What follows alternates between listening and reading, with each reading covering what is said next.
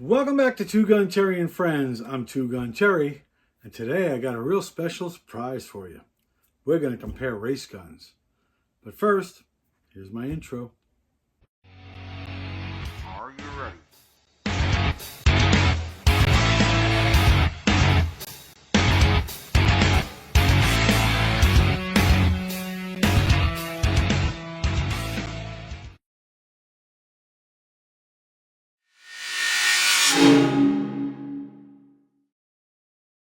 In fact, when I was buying this gun or shopping for a race gun, it was between the STI and the next gun I'm going to show you. My buddy bought the gun I'm going to show you, and he hasn't even fired it yet. He just got it.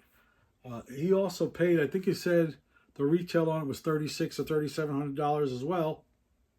So price point's about exactly the same on these guns. But this one, made in America in Texas by STI. By the way, I don't know if STI is still around making these guns or not.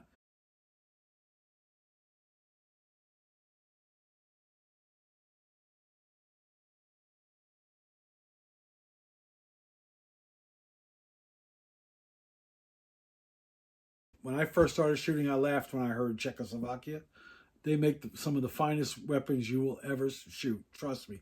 For competition, CZ, they make outstanding firearms. And their top of the line race gun is their Checkmate. And the Checkmate has a very limited run of what they call a Parrot. And this, my friends, is the CZ Parrot. CZ Checkmate Parrot. It is basically a Checkmate with a bunch of upgrades and all these funky colors to make it stand out. Immediately I notice the Checkmate is much heavier than the STI. They're both heavy, don't get me wrong. This one feels like a chunk of steel in my hand. This one feels like a hollowed out piece of steel in my hand, which makes sense because all the slide cuts on this one are lightning cuts on this one, and this doesn't have any of those. It's just solid steel. It has a 4-port compensator. It has a 4-port compensator versus the STI's 2 slightly smaller ports and then 1 larger port, and then a couple of ports on the sides, where the Checkmate or the Parrot has 4-port comp on top only and nothing on the sides. Manufacturer's prerogative. The STI shoots awesome. The Parrot, we're going to find out. So let's go over the Parrot now. I'm going to just put my baby off to the side. Also a very nice firearm. As far as an unboxing goes, I don't want to bore you to death with an unboxing. So from the factory, it comes out of the box with thumb rest built in. That's beautiful. The Seymour comes with the Seymour. This one only has a 3 MOA dot though. That's a little more for precision shooting, whereas I use a 12 MOA. But that's okay. The Seymours, you can change the dot modules. You can pull this right out, stick a new one in. Actually, I take these 2 screws out, remove the plate, and then you can take it right out. Get a 12 MOA or 8 MOA or whatever size MOA, 1 MOA if you want to really shoot precision, and replace the 3 MOA that came with it, and it'll work just fine. So the modules I think are around $55-$60 probably.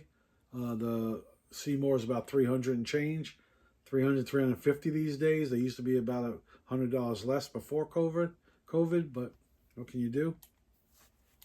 So let's see what this guy feels like. So as I mentioned, the very first thing I felt when I picked up this gun is this thing weighs a ton. It's heavy. It is really well balanced, and a lot of that weight is right back here in the back.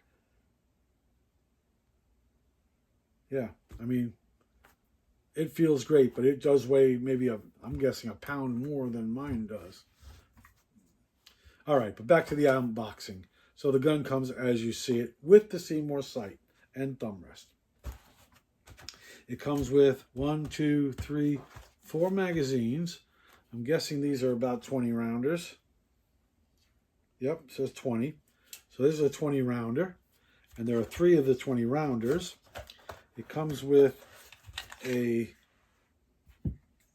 loader where you can press down and put your 9mm rounds in. They are labeled Tactical Sports because, you know, if you know CZ, they have this Tactical Sports line, which is their competition guns. And this is the top of the line of the Tactical Sport guns. The Checkmate is, and the Parrot is above that. So, at least as far as rarity goes. So there's 3 of those. And it comes with a bigger mag too. Check this bad boy out. It's a 26 round magazine. So 3 20 rounders and a 26 round magazine. A little cleaning rod to run a patch down through the barrel if you have to. Came with all the Seymour tools, the wrenches and Allen keys that you need to make any changes or to your sight. What else is in here now? Oh, there's something for out front. I guess if you took the, must be able to take the compensator off, and this piece would go there instead. You must attach the barrel somehow. Oh yeah, it's threaded. So my hunch is that, if you notice, boy, that's really heavy. So I'm guessing that this compensator screws off. There's a little button or something, or some way to unscrew that. And you can take the comp off and put this piece on instead. Yeah, something like that. You can see the little iron sight on the front there. So that's pretty nifty. I know that the Checkmate actually comes with a second barrel. So I don't know why they don't give the second barrel in this kit. They do not. So on the other hand, I don't know why you would need a second barrel anyway. So maybe that's why they stopped doing that. It's just a waste. Another small little Allen key there. And some other little doodads. I have no idea what that thing does. Oh, it's another little thumb rest or something. Yeah, a much smaller thumb rest if you prefer that. Slide lock, it looks like. And another, and the iron sights for the rear of the gun. So if you did switch over to this fellow with the sight on top, then you would swap out the rear sight and you would have your iron sight set up. Pretty cool. About $100 worth of stuff, I guess. And then a set of pins here, maybe replacement pins. Looks like there's 4 of them in there. So yeah, they throw in a couple of extra goodies. That's thoughtful of them. All right. But, of course, the main deal is this baby right here. So that's the unboxing. Oh, and it does come with this case. This nice, large, hard case. So, first thing I can tell you that I felt, A, as I said, it was very heavy. B, trying to rack this sucker is a challenge. I mean, that is heavy to pull back. You got to put some effort in there. Whereas mine, well, mine is easy. Do it with my pinky. This one, I'm doing my pinky, but I got to put some effort into it. Break my damn pinky. So that's the first thing I noticed.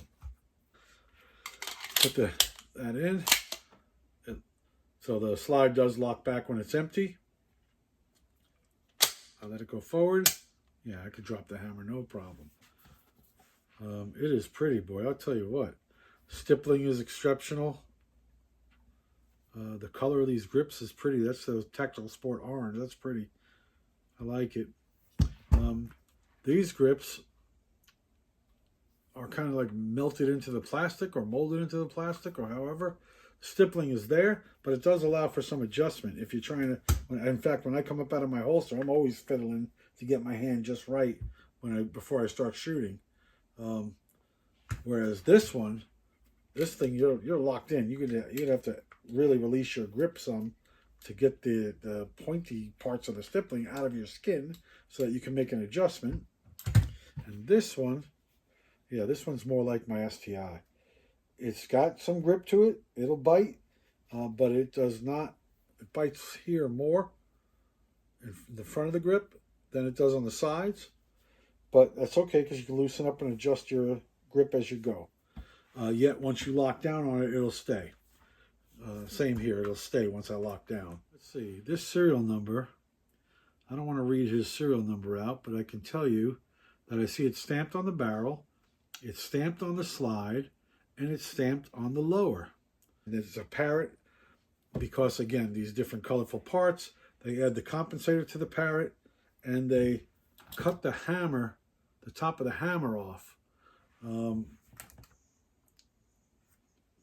don't really have a good hammer to show you there. So it kind of disappears into the gun. And just a little piece sticks up. So you get your finger on. Actually, I like that a lot, the way that's designed. It does feel like it's on ball bearings. That's amazing. Feels like it's on ball bearings, and there's no wobble in this front in this guy. But this is a little bit, I guess. But this is a brand spanking new gun, so yeah, there's no play at all.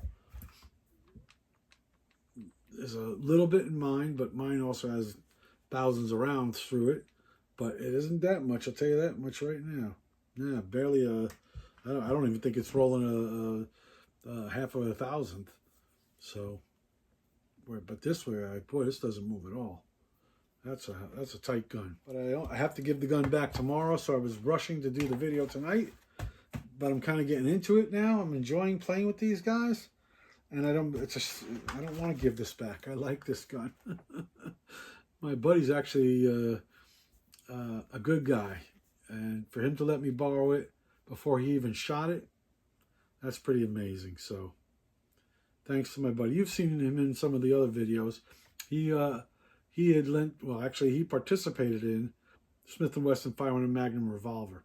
We compared the Magnum Research 50 cal pistol to the Smith & Wesson 500 Magnum, and that Desert Eagle, that thing was a dream to shoot.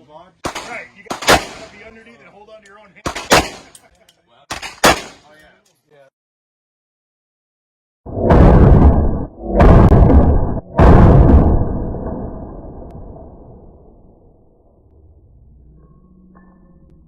Okay, granted, it was, it was a beast, don't get me wrong, but I could shoot 20 rounds, and I could certainly double, triple, quadruple tap with it. No problem, got to hang on, fine. That 500 Smith & Wesson revolver, that freaking thing hurts.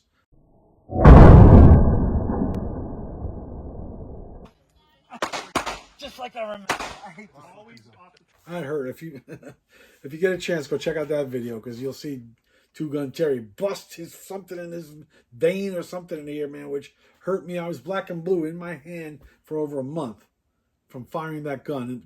And I was gripping it. I wasn't light gripping it. I was gripping it. Anyway, I don't want to keep whining. But boy, that's an experience I won't forget.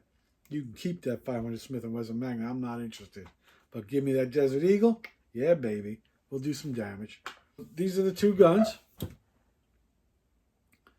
As you can see, they're both beautiful. They're both ridiculously expensive. It's definitely getting towards the higher end of the market. And but the results will speak for themselves when we take them out to the range and start shooting them. So I think it's time, chow, chow, chow, chow, chow, chow, chow, to go do that right now. Yeah, baby. Let's try one more time.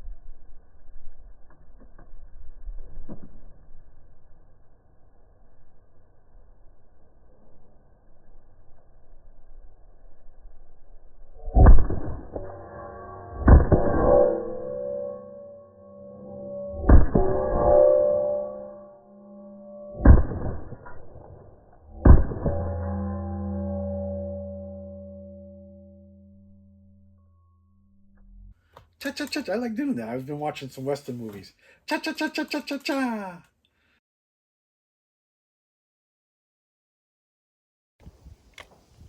It almost fits in my holster.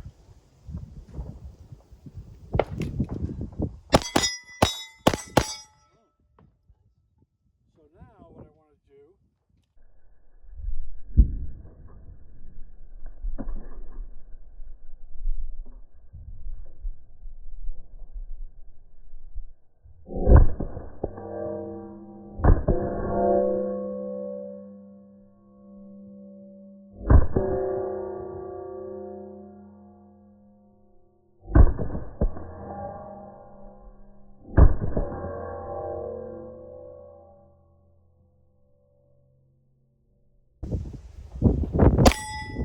that's pretty good.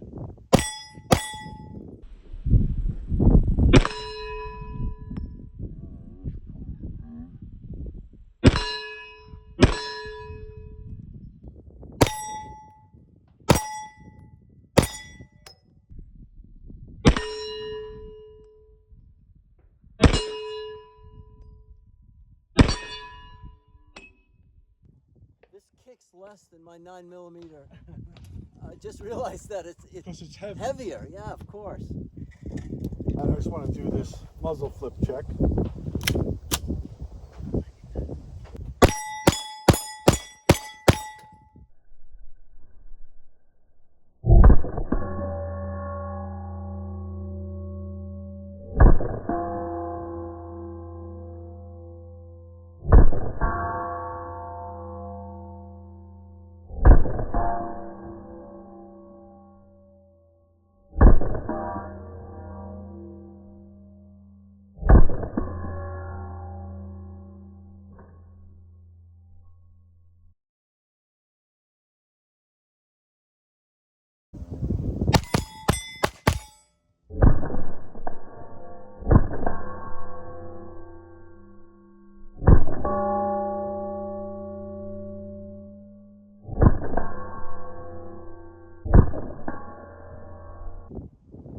Between a Grandmaster and a Master, Grandmaster hits more targets. Well, I hope you enjoyed that. That was a lot of fun for me to try out these guns and compare them side by side. I think the STI edged out the CZ just by a little, but when I was, as far as muzzle flip and coming right back to zero again, which means right back on target again, I thought the STI was outstanding. When you watch the video, if you watch the tip of this muzzle, when it goes up and comes right back to the exact same spot, just like it was resting on my finger, but it does it without resting on my finger. Where the CZ, quite frankly, did just about the same darn thing. I noticed slight extra, maybe down and then back up, maybe just a little bit, but very, very slightly. And when I shot this, it felt great. I was hitting everything, and it felt real easy to control and real easy to shoot. I enjoyed shooting this very, very much. I would take either of these guns into a match, no problem. You can't go wrong with either one. Okay, so that wraps up this edition of TwoGunTerry. Race Guns Forever. By the way, there's about 10 grand of guns sitting right here in these three guns. TwoGunTerry saying thanks again for stopping by, and we'll see you out at the range. Take care now. That's all I have for now. Thank you for stopping by. And remember to like, subscribe, and do what? Don't forget to comment, like, and subscribe. Thank you.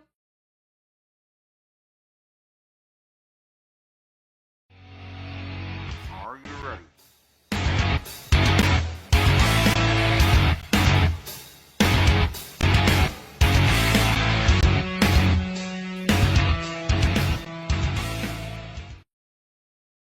Make ready.